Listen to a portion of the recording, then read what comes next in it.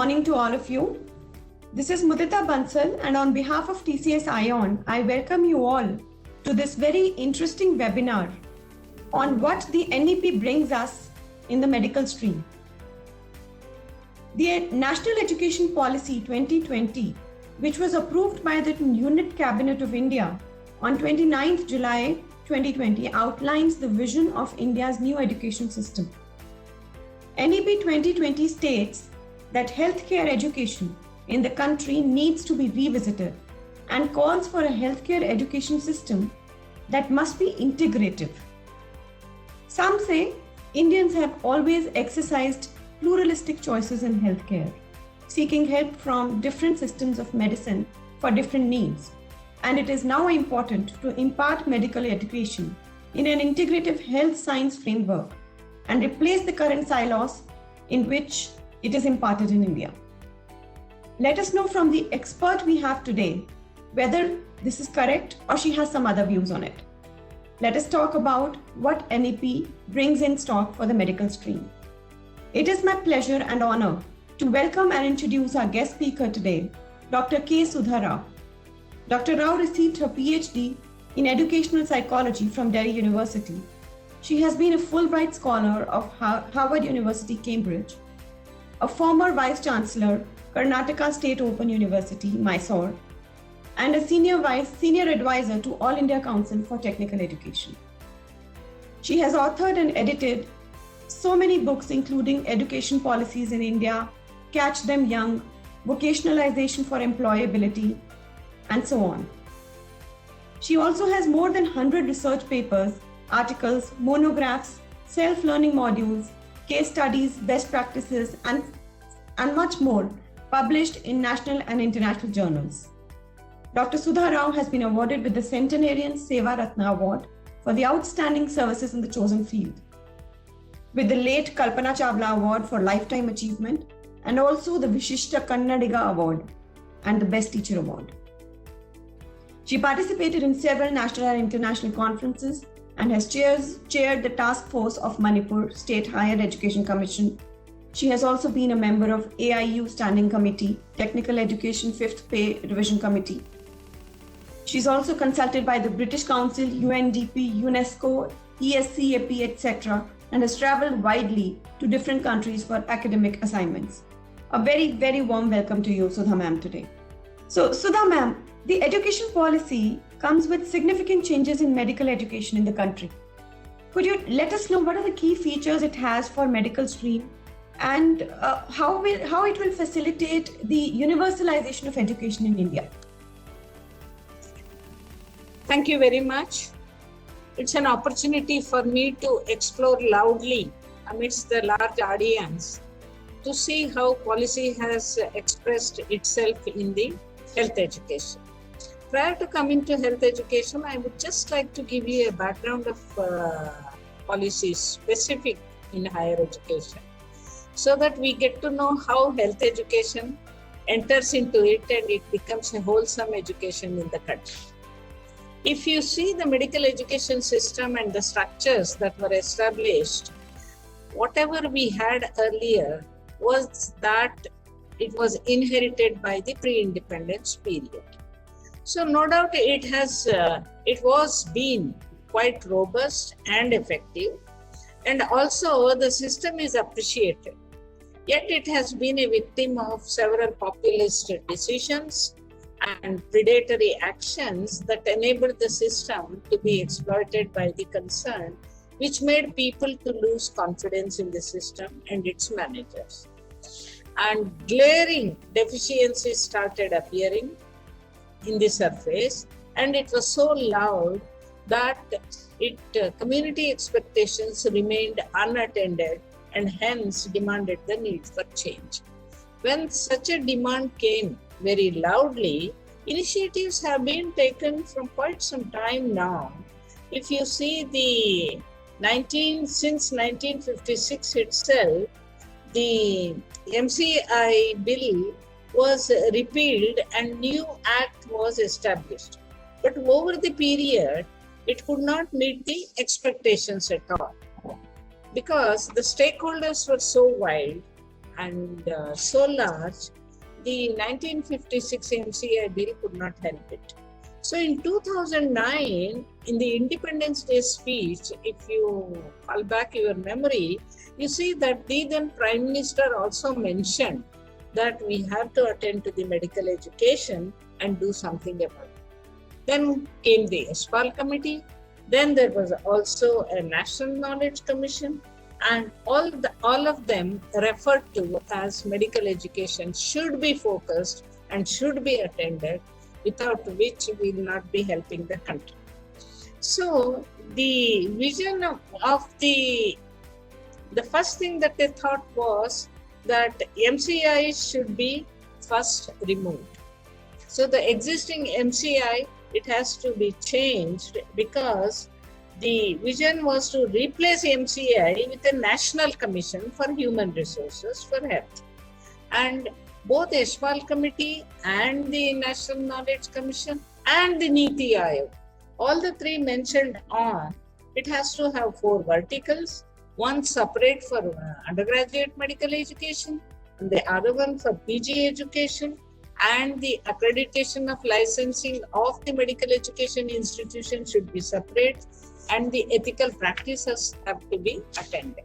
So they said it has to be 4 verticals, and in that process, in 2013, Parliamentary Standing Committee was appointed, and the bill was submitted there, but that was returned by the Parliamentary Subcommittee with the observation that it violates the federal principles. I would like to bring in a little bit of information about the kind of higher education that we have in the country, because education is a state subject. Because it's a state subject, everything cannot be controlled by the center alone.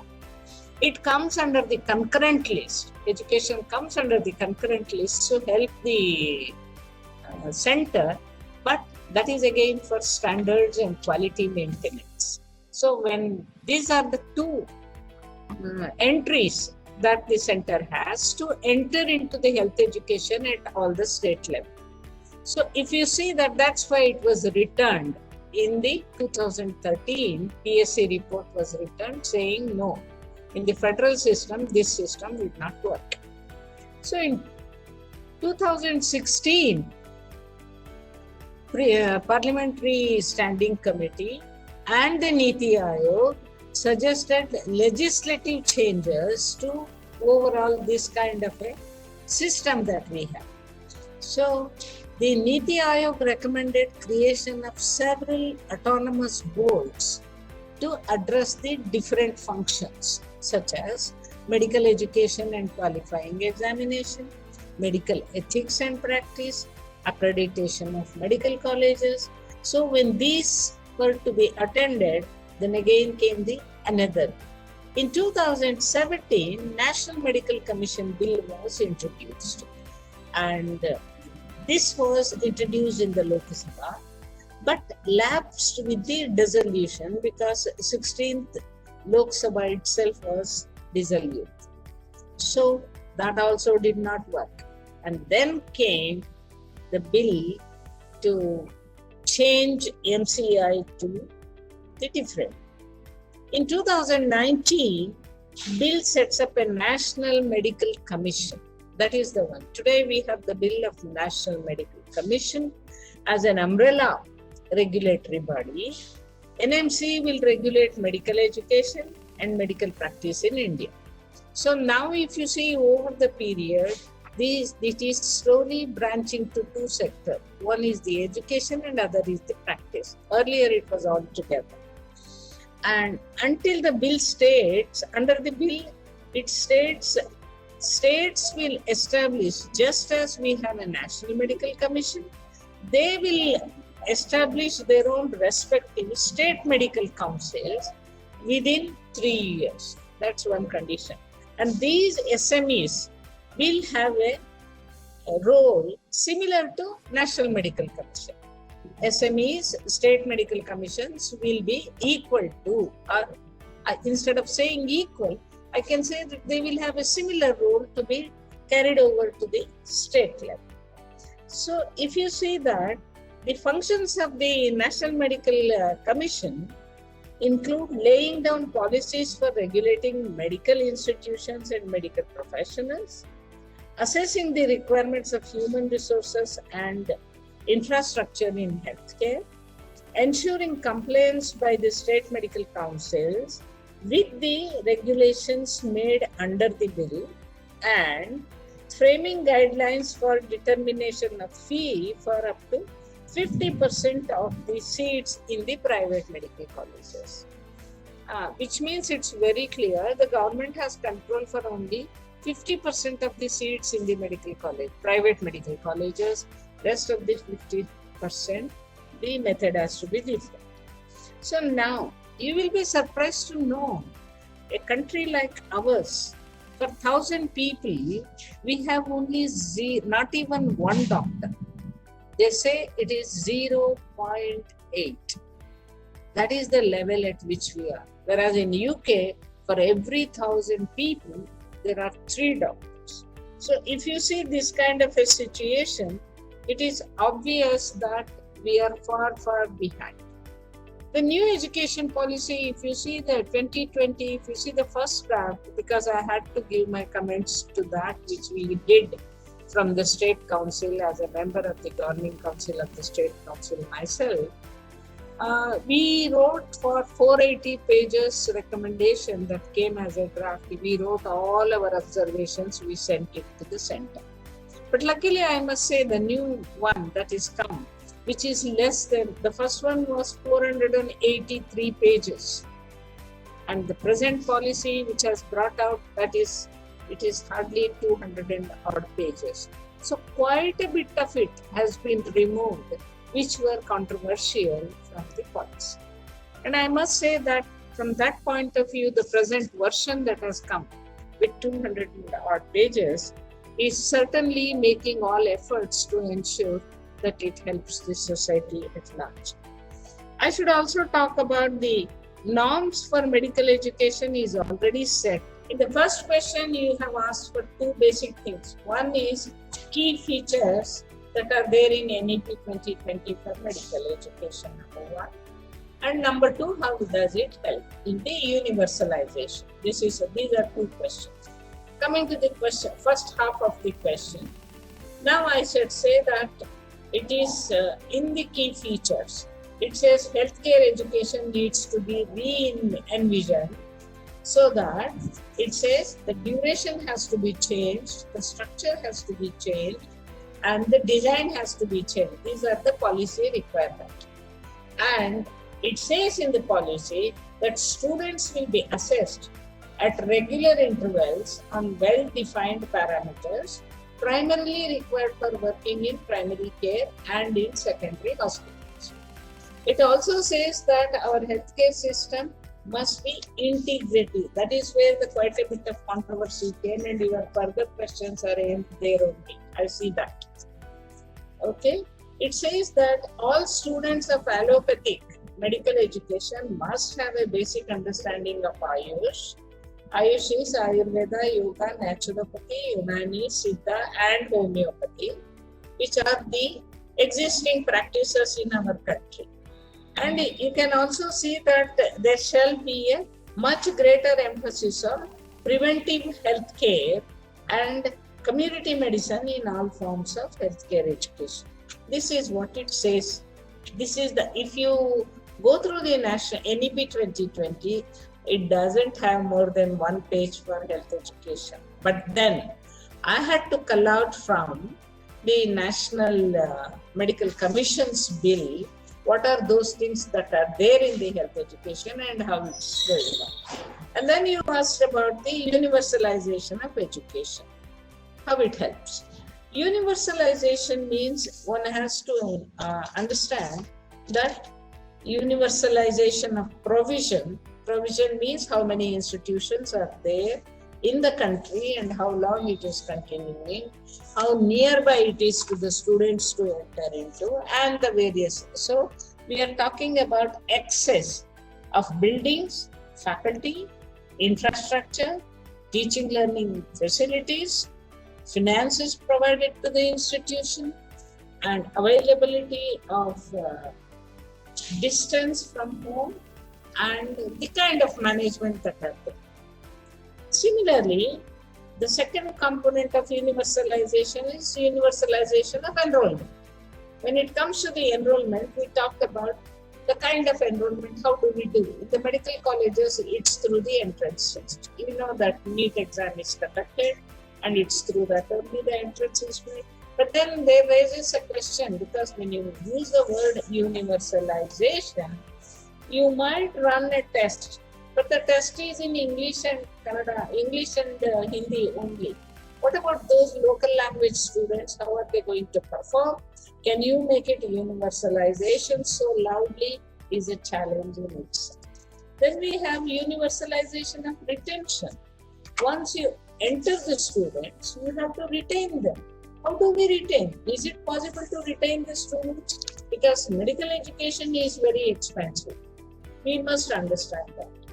And it's also true that at present there are 80,000 seats, medical education seats in the country. Out of 80,000, more than 50% of the students pass out.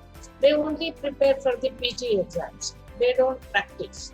So, according to this, we have only 40,000 doctors available for practicing. But these 40,000 also, because the training, knowledge and the skill given during these 4 years of MBBS is not sufficient enough to practice.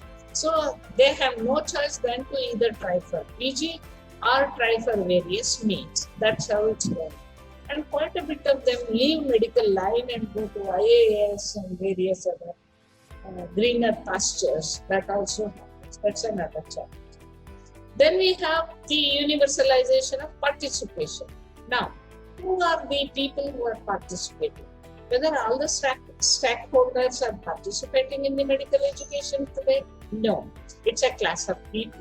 It's a kind of people. And most of the medical institutions and the doctors are serving the urban places. You go to the rural areas, you hardly find the medical facility in the rural area. We are also talking about universalization of achievement. It has become another challenge, because when you talk about universalization of achievement, obvious it is that the students, all of them who pass out, will they be of good quality? And if the content, methodology, knowledge, skill, training given in these 4 years is sufficient to practice. So this bill came. Now in the new bill, if you see that they have changed the whole thing. That is something very interesting, and that's what is to be understood. They have made it now 5 years. And in the 5 years they have made first 2 semesters, relevant studies in anatomy, physiology and biochemistry will be attended. Earlier, hardly practice was given to the students of the medical. Now it's not like that. The student will choose the specialization in the beginning itself. This is the great thing that has come. And the first 2 semesters, anatomy, physiology, biochemistry, the next 2 semesters, relevant studies in pathology, pharmacology and public health. But the clinical training starts here and continues all through. The students have to go to the hospital from the second year itself. So they learn, there's a lot of tacit learning that a young student takes from the hospitals and the senior doctors. So earlier, when was the internship period? When did the internship period begin? Like now you're saying from second year after completing the 4 years. Okay. That's a huge after completing the 4 years. That's a big change. Okay. Mm-hmm. Yes. And then there is also, if you see that in the 3rd year, exposure to selected related specialty also starts. Like student of cardiology, for example, if you take, he gets exposure to cardiac surgery and pulmonology both, and the clinical training. He takes it from the 3rd year itself. That is another advantage. And in the 4th year, It is completely devoted to in-depth study of chosen specialty and clinical training. Fifth year is also devoted for chosen specialty and clinical training. So by the time the student completes 5 years, he is ready to practice as per the new system. And this earlier the students, sorry. So earlier the students used to do PG, right? After, the postgraduate degree. So that is not required now, or that has less significance now? Yes, that is less significant now, because during these 5 years, when the student is there, after completing the 5 years, the student is ready to practice, and the degree given to him is MD and not the MBBS. MBBS is irrelevant. Okay, and in the what the students used to learn in PG and do that thing, that has been clubbed in these 5 years itself. So this is the great thing that has happened. And in addition to all this, the student has to choose a compulsory subject of humanity to make the doctors human. That is another thing which is essential in these 5 years. So if you see the kind of this duration of changing from 4 to 5 years and putting in the content and the curriculum in this fashion, which takes not only the knowledge and skill but the practical training in the hospital also, will give a chance to the student to be full-fledged doctor. He can start practice. And if you see their own performance also, the PG is not so important now, because now after 5 years, the students will be branched off to 2 streams. One is an academician, another is a practitioner. What does the academician do? Academician opting for academic channel will get 1 year of training in medical pedagogy. Till now in India, there is no medical pedagogy training for any doctors. They straight away go and start teaching.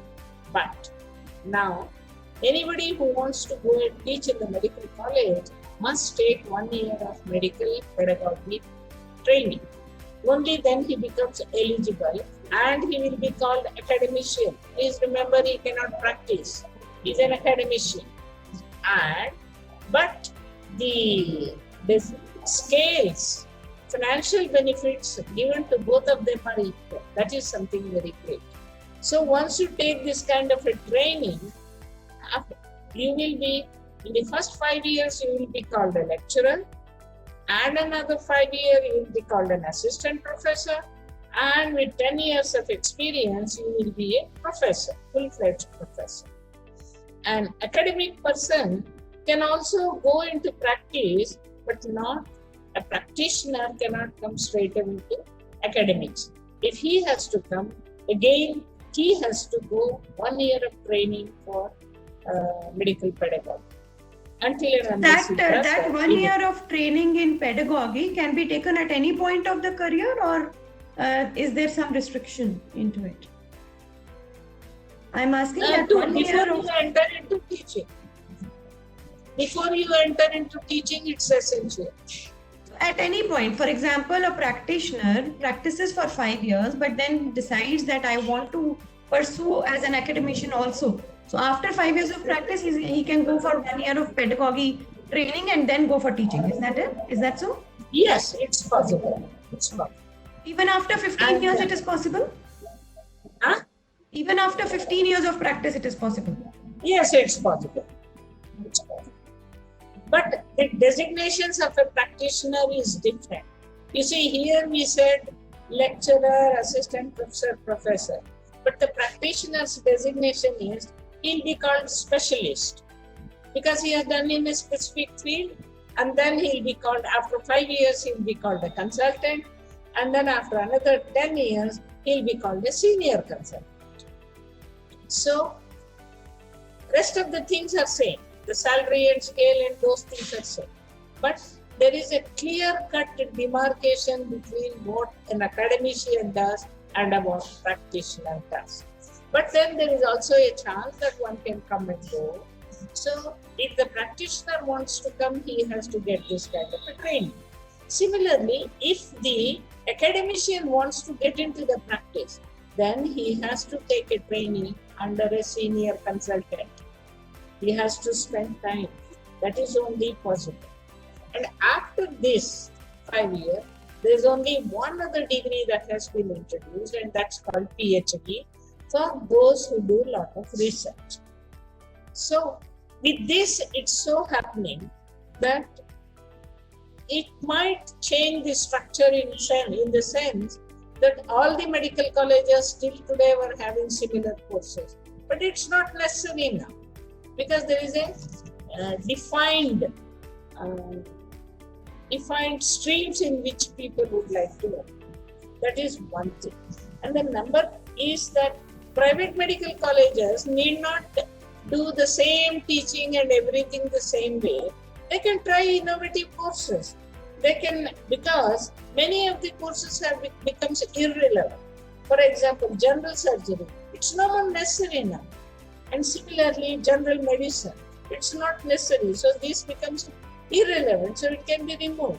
Similarly, obstetrics and gynecology, these have to be two different streams. It can't be one stream.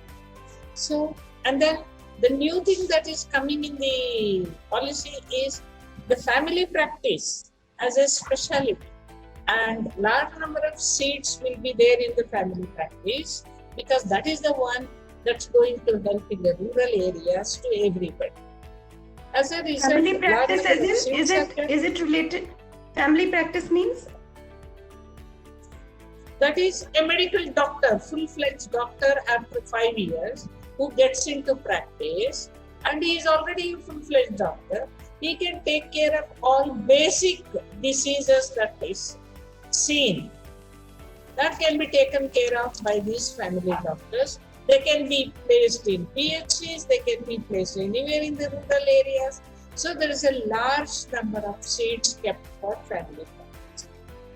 And this family practice as a specialty is another advantage, because it is on par with the other specialties. Number one. Number two, it is assured time-bound career advancement for them. That is the second thing. Number three, it will progress the same way as any other doctors. Number four, some elements of Ayush is integrated into this specialty, because if you go to rural areas, people are practicing. Some people take homeopathy, some people take Ayurveda, and there are many kinds of things that people have been taking. So this is inbuilt into the medical education curriculum itself. And then suitable curriculum is developed to ensure that it goes to them. But it will now stress more on training and experience, because the purpose is to reach the people who are supposed to be getting benefit. So the early... So one more question, ma'am. Is there anything related to psychology also? I mean, as a psychiatrist, we have any such stream also coming in as specialization in medical? I mean, can they be called MBBS or doctors? Yes, specialists. The people who specialize in psychiatry, they will be doctors. They will be doctors. But people and who what about specialize in psychology? No, psychology is not, because I myself is a psychologist. I'm a PhD, okay? But my doctor is not a clinical practicing doctor. But if I want to treat the mental patients, then I have to do another course. It's only after that course. Raji is a good college where there is a course for counseling. That is a 2-year course, and if somebody does a 2-year course of counseling, then I could be a doctor of counseling. Psychiatric doctors. And psychiatric doctors are medical doctors. Okay? Sure. The major principle of all these things is to ensure that there is an early specialization. Number two, creation of well-trained primary doctors. Number three, Removal of irrelevant curricula. The other day I was discussing with my son that he was telling, he's a gastrosurgeon.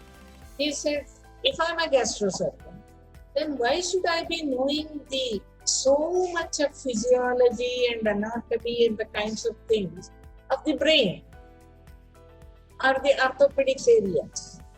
There are very many redundant because now everything has to be learned by everybody. But once you start with this early specialization, irrelevant portions could be removed. That is the major advantage. And then de-emphasizing the degree. Earlier, MBBS was not sufficient. Every individual who does MBBS would opt to go for PG also. Without that, he cannot survive it. Patients won't go to him. So that had become necessary. And the most important is 2 streams of career, academic and practice. This has helped the system.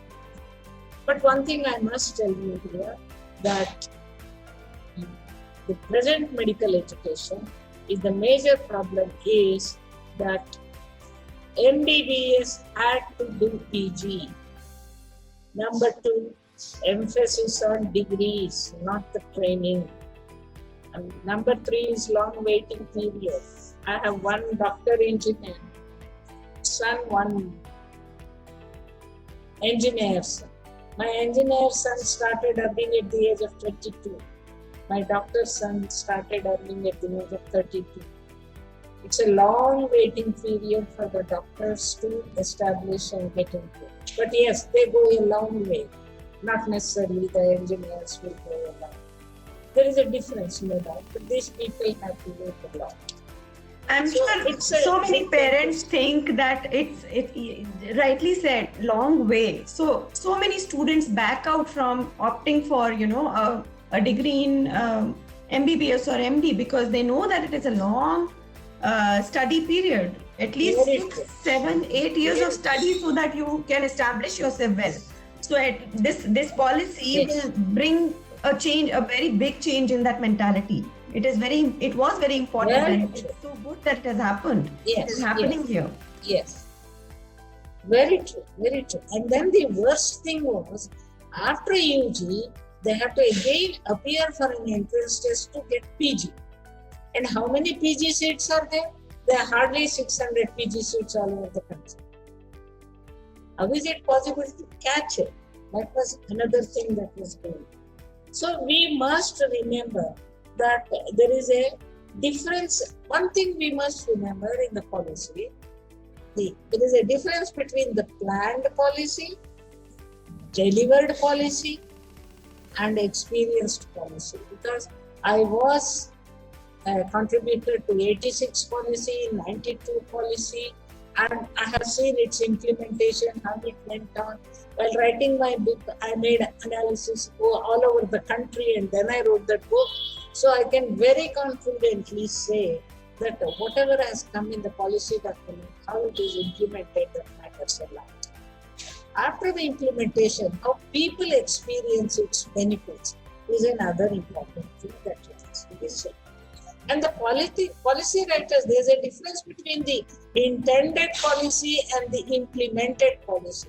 As I told you that National Commission is there and similarly state commissions are there.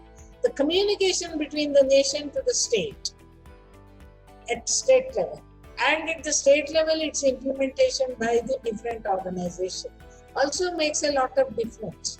There could be a slip between the cup and the lip in the understanding itself, in the interpretation itself, in the implementation itself, and above all, to implement this, it requires a lot of funding. So it's a great challenge. But when can we expect the implementation to start, or is it already started?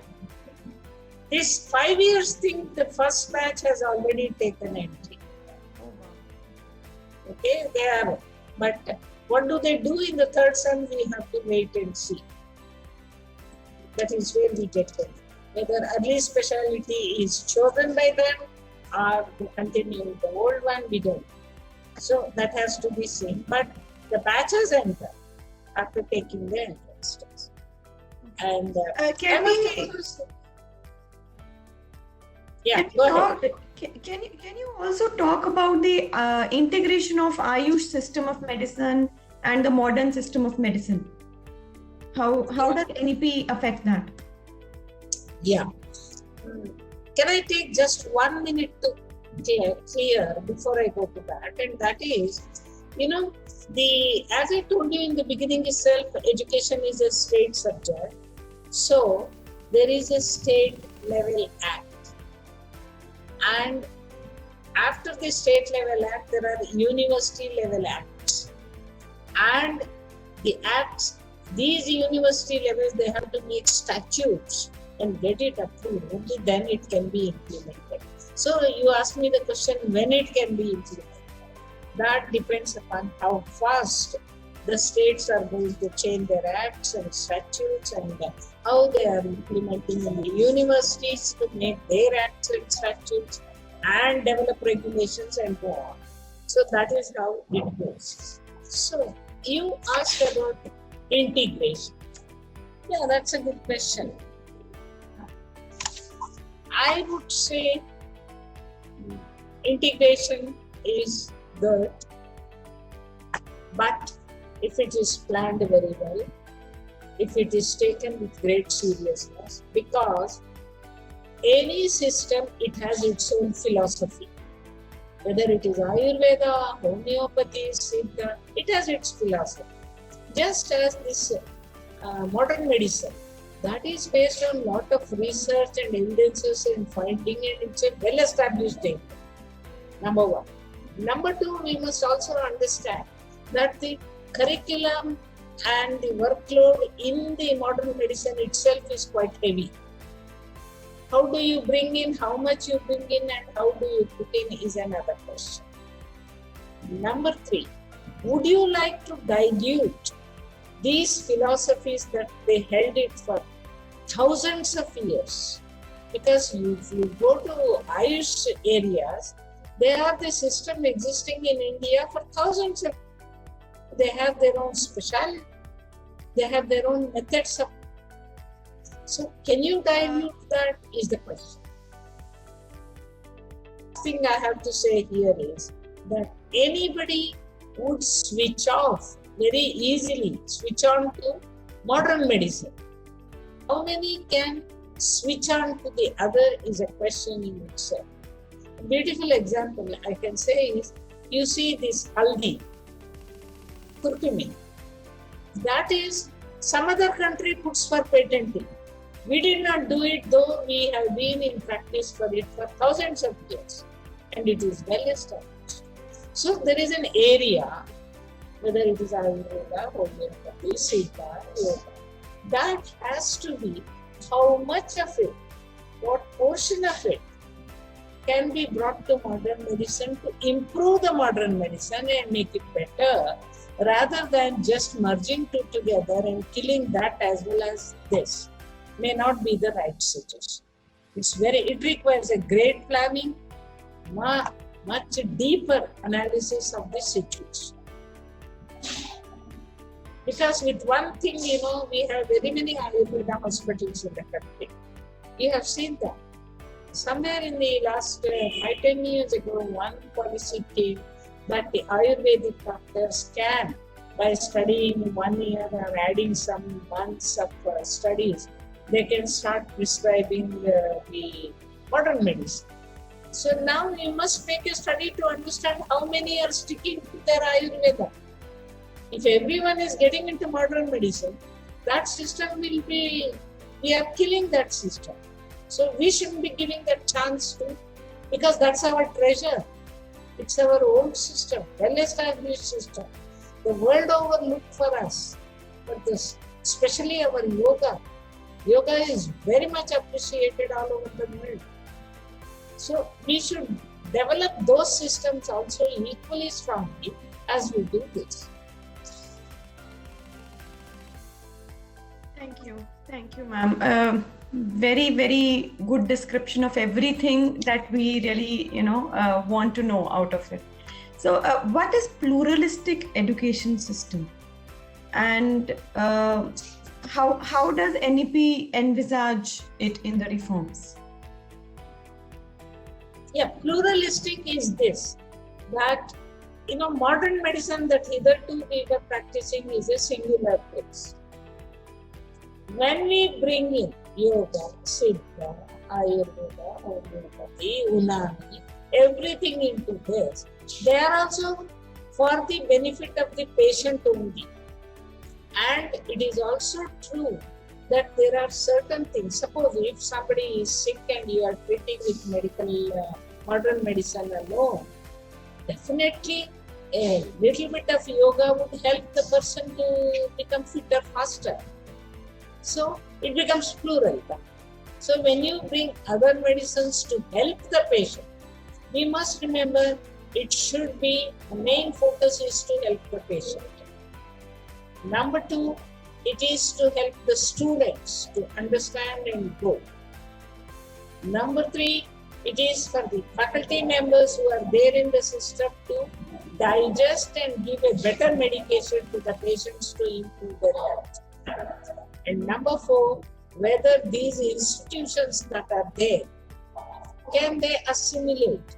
Suppose if something homeopathic has to be taught in a modern medical college, I do not know how they will be able to, what kind of an infrastructure they will be having to do those Ayurvedic medicines, which are prepared in a totally different way.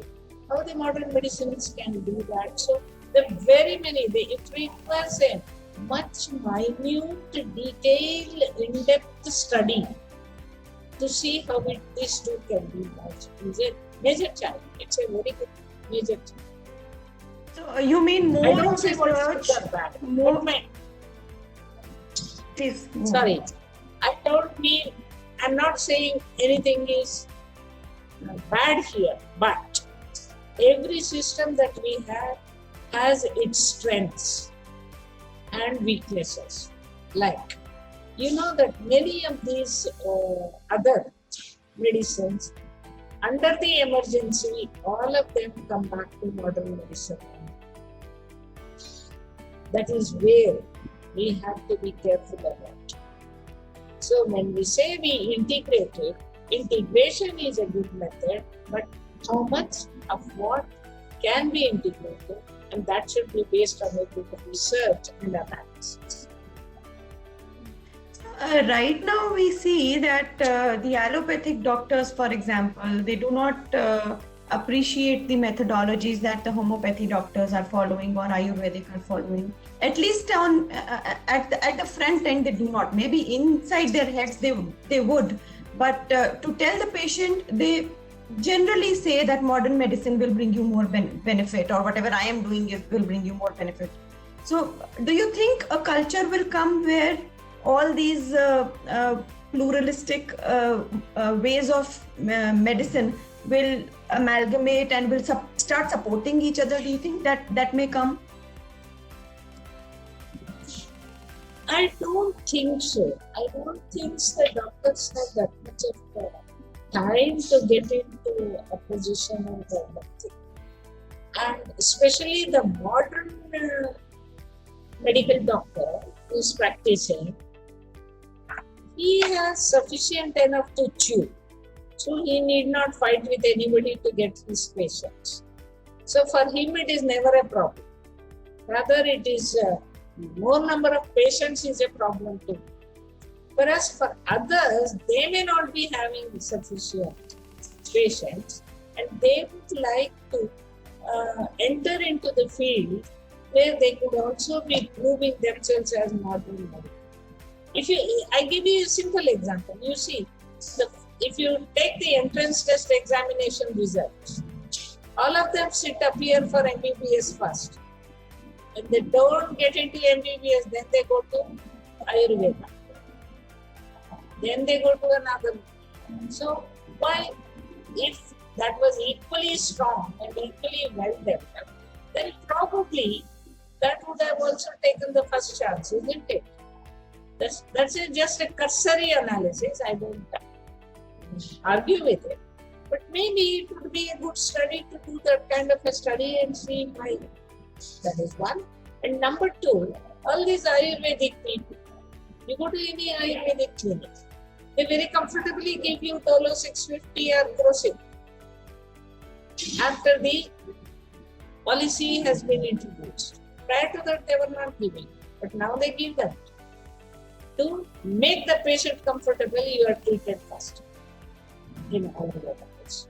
So these are some kinds of things which we have to take care. That's very important. Thank you, ma'am. Thank you.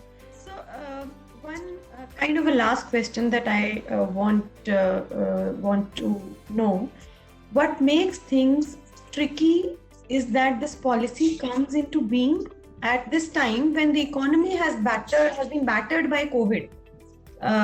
So, what is your view, and how what kind of an impact do you see out of it? How do we come out?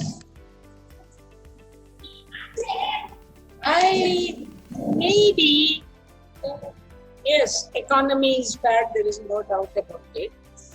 But we can also see COVID as an opportunity. It's an opportunity. You see, many things that the educational institutions were not used to have become now used to. Simple example I could give you is an online examinations, online teaching, online practicals. Earlier, when we used to say, let us do it with the simulation and not get into theirs, then people were opposing it. No, simulation cannot give the best experience. So we insisted upon.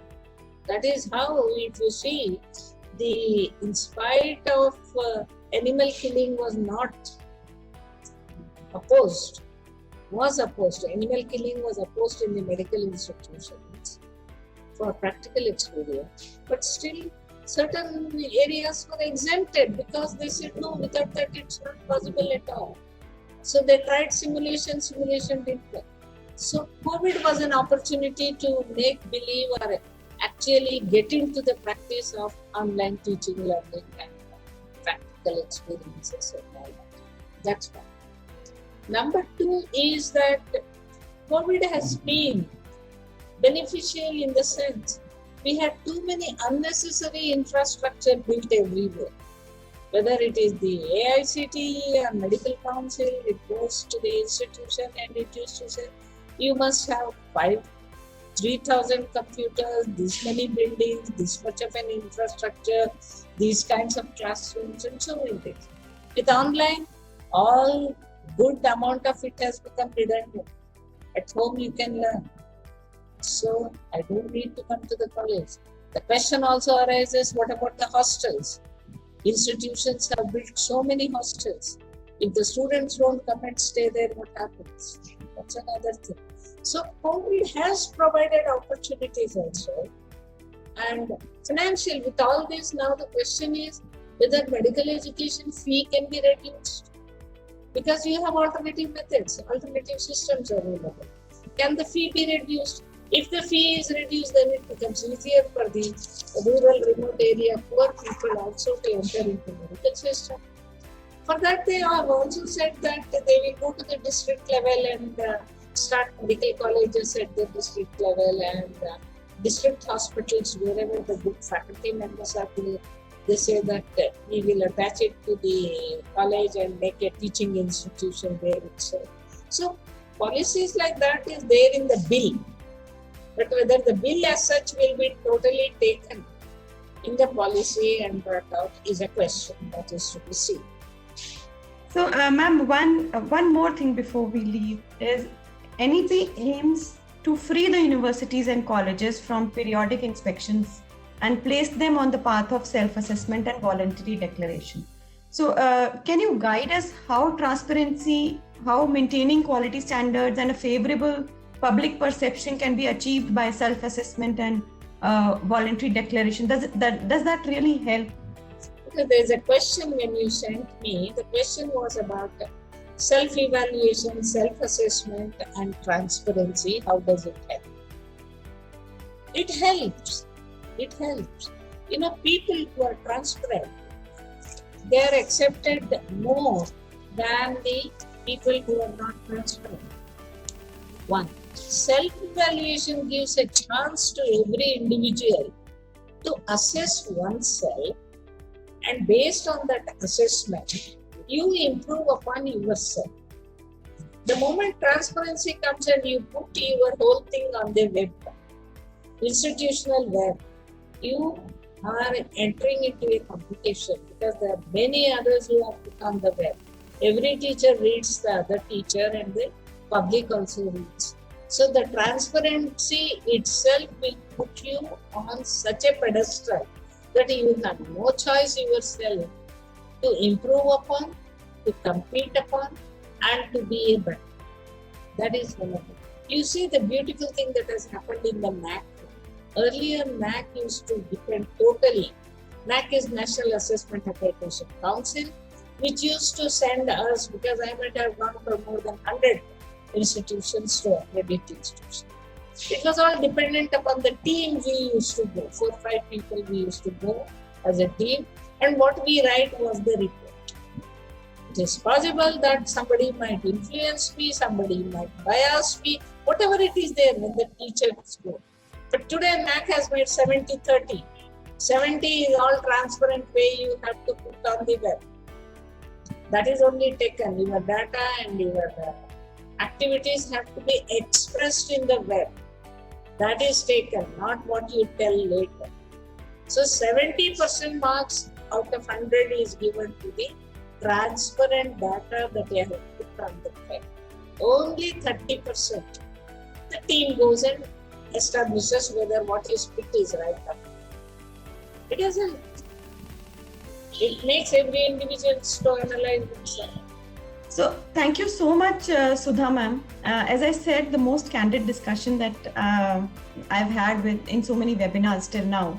Thank you so much for all the insightful information that you have shared with us.